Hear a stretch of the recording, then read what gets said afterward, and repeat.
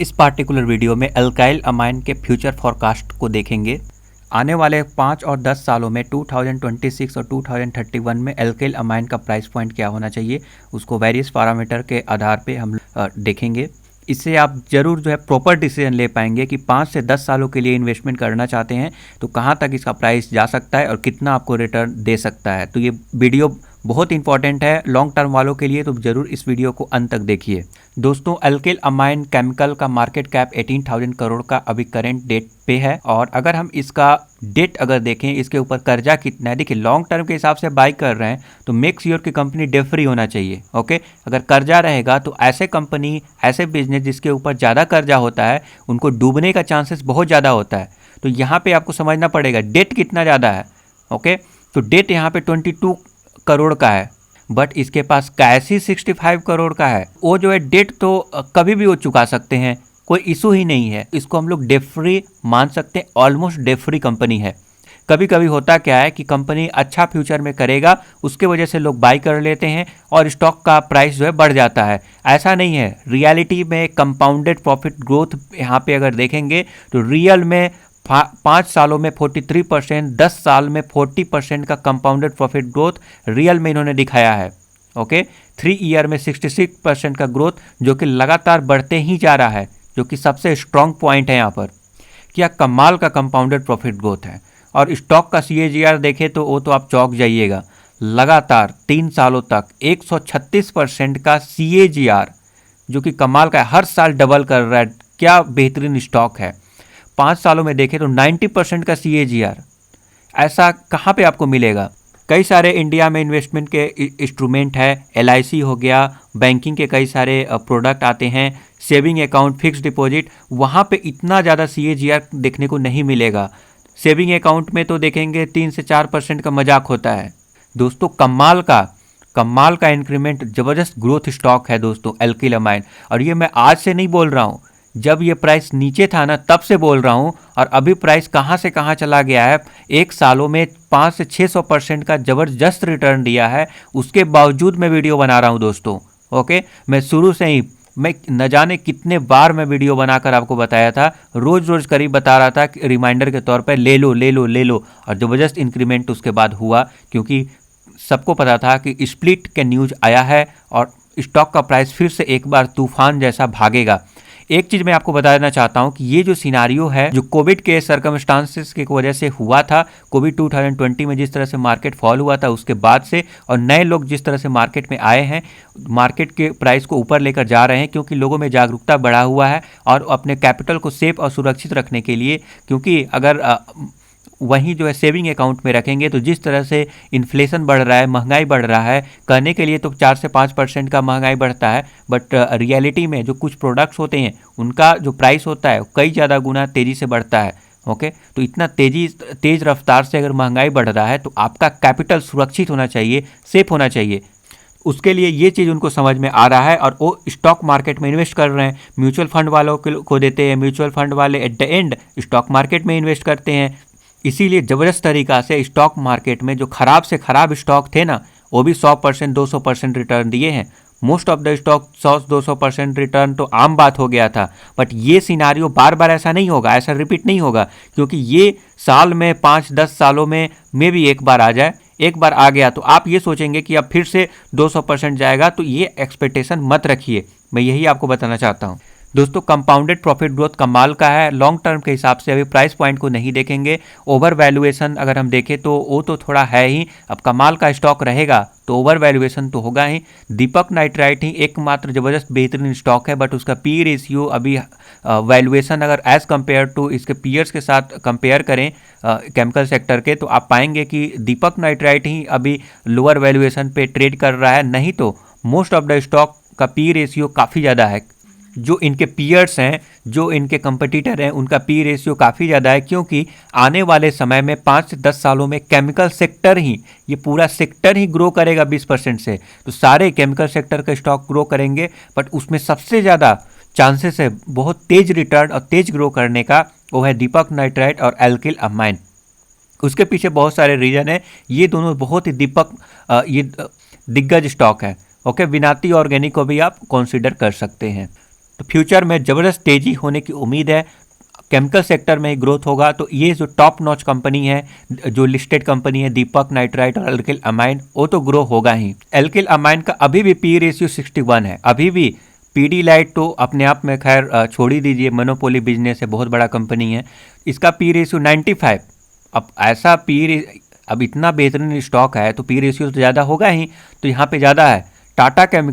Tata chemical में date बहुत ज़्यादा है, बहुत सारे निगेटिव पॉइंट है, फिर भी हालांकि पी रेशियो ज़्यादा है, बट म्यूचुअल फंड वालों को ज़्यादा ट्रस्ट होता है मे बी टाटा का नाम से। तो यहाँ पे देख सकते हैं 77 पी रे चल रहा है। अल्किल अमाइन का 61 ही अभी भी चल रहा है। ओके, तो अभी भी ग्रो कर सकता है, बट अभी क्योंकि रिसेंटली बहुत ज़्यादा ग्रो किया है तो थोड़ा दिनों के लिए कंसोलिडेशन हो सकता है। दोस्तों, प्रोमोटर होल्डिंग अगर देखेंगे ना तो चौंक जाइएगा। 74% का प्रोमोटर होल्डिंग, क्या ज़बरदस्त होल्डिंग है दोस्तों, क्या ज़बरदस्त होल्डिंग है। 74% मतलब कंपनी का जो प्रोमोटर है उसको कितना ज़्यादा ट्रस्ट है कंपनी के ऊपर, 74% स्टेक खुद लेकर रखे हुए हैं। ओके, तो ये सारे बहुत ही स्ट्रॉन्ग पॉइंट है। एफआईआईज के पास भी 0.90 है, डीआईआईज के पास भी है, पब्लिक के पास थोड़ा ज़्यादा है 22%। बट यकीन मानिए एफआईआईज डीआईआईज गवर्नमेंट के पास भी 0.46% है। एफआईआईज डीआईआईज के पास अभी बहुत ही कम यहाँ पे होल्डिंग है, बट वो होल्डिंग इंक्रीज होगा, ये जरूर इंक्रीज करेंगे। और इंक्रीज अभी देखिए, उन लोग ऐसा नहीं है कि बहुत ज़्यादा रहा नहीं जा रहा है, एकदम उतावला हो गए हैं, लेना है करके कोई भी प्राइस पॉइंट पे ले लेंगे, नहीं, उन लोग एक सही टाइम ढूंढते हैं और ज़रूर एंट्री करेंगे। एफआईआईज डीआईआईज तो लेने के लिए पागल हैं, बट आने वाले कुछ समय में ज़रूर जो है अपना होल्डिंग यहाँ पे बढ़ाएंगे और स्टॉक का प्राइस बढ़ेगा। शेयर ही मौजूद कहाँ हैं, 74% तो प्रोमोटर के पास ही है, वो खुद रखे हुए हैं, पब्लिक के पास 22%। अब पब्लिक को अब बेचवाने के लिए कुछ निगेटिव न्यूज़ ट्रिगर करवाना पड़ेगा। मुझे लगता है कि एफआईआईज डीआईआईज जरूर लेंगे, मौके का फ़ायदा उठाना चाहते हैं, मौके के तलाश में है और ज़रूर उनको अपना स्टेक बढ़ाएंगे। ओके, अभी पी रेशियो थोड़ा वैल्यूएशन ज़्यादा हो गया है, इसीलिए जो है अभी कम स्टेक देखने को मिल रहा है। एफआईआईज डीआईआईज जरूर यहाँ पे बढ़ते हुए दिखाई देंगे, तो आपको यहाँ पे नहीं भूलना चाहिए। दोस्तों, कमाल का स्टॉक है। ओके, ऐसे स्टॉक में इन्वेस्ट कीजिए ना। ओके, फ्यूचर ओरिएंटेड भी है। नाउ आप अगर हम फ्यूचर फॉरकास्ट करेंगे तो किन किन पैरामीटर का ध्यान रखेंगे, तो देखिए स्टॉक का कंपाउंडेड प्रॉफिट ग्रोथ 3 सालों में 66% है। ठीक है, रिसेंट 3 ईयर का हम लोग डेटा लेंगे तो मान लीजिए अभी फ्यूचर में और भी तेज ग्रो करेगा, बट मान लीजिए 66% नहीं 50% ग्रो करेगा। 50% का कंपाउंडेड प्रॉफिट ग्रोथ होगा। अगर 50% ग्रोथ रियलिटी में होगा तो स्टॉक का CAGR भी 50% से बढ़ना चाहिए। ओके, हालांकि वो तो ज़्यादा ही रेट से बढ़ रहा है, देखिए वो तो और भी तेज़ बढ़ता है, क्योंकि अगर 50% का कंपनी ग्रो करेगा तो लोग जो है इसको हाई वैल्यू देंगे और हाइयर वैल्यूएशन पे हमेशा ट्रेड करेगा, तो यहाँ पे स्टॉक का CAGR और भी तेज बढ़ेगा। बट फिर भी निगेटिव न्यूज़ XYZ कोई भी न्यूज़ आ जाता है, ओके, प्लांट फैक्ट्री में आग लग गया, कोई भी रीजन हो, कंपनी डूबने वाला है, प्रोमोटर फ्रॉड करेगा, ऐसा कुछ मान लेते हैं, तब भी हम लोग 50% यहाँ पे मानेंगे। हालांकि पॉसिबिलिटीज बहुत कम है। आपको क्या लगता है, प्रोमोटर का इतना बिलीव है इस स्टॉक, इस कंपनी के ऊपर, तो क्या लगता है ऐसा कुछ होगा?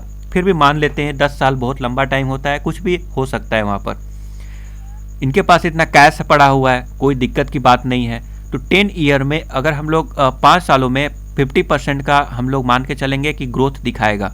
ओके, 50 नहीं मानेंगे, 40 मानते हैं, क्योंकि 5 सालों में देखिए 40% का ग्रो किया है, 10 सालों में भी 40% का ग्रो किया है। हालांकि अभी रिसेंट दिनों में तो ज़्यादा तेज़ी से ग्रो कर रहा है, फिर भी हम कंपाउंडेड प्रॉफिट ग्रोथ लेते हैं 40%, तो एक 40% हो गया। दूसरा पैरामीटर कि देखिए केमिकल सेक्टर 20% से ग्रो करेगा, ऐसा फ्यूचर फॉरकास्ट करके कई सारे ब्रोकर न्यूज़ और जितने भी एजेंसी हैं जिस टाइप से ग्रो कर रहा है, हालांकि ये कंजर्वेटिव है। ठीक है, जो ग्रो हो रहे हैं ना केमिकल सेक्टर, वो कहीं तेज ग्रो हो रहे हैं, बट फिर भी हम मान लेते हैं कि सेक्टर का ग्रोथ 20% होगा। तो अगर 20% के भी रेट से ग्रो करेगा, बहुत ही दिग्गज स्टॉक हैं और अपने सेक्टर से बहुत तेज ग्रो करेंगे, फिर भी हम सेक्टर के ग्रोथ के अकॉर्डिंग ही मान लेते हैं, 20% ही मान लेते हैं, और 20% भी ग्रो करेगा तो ये कमाल का है दोस्तों।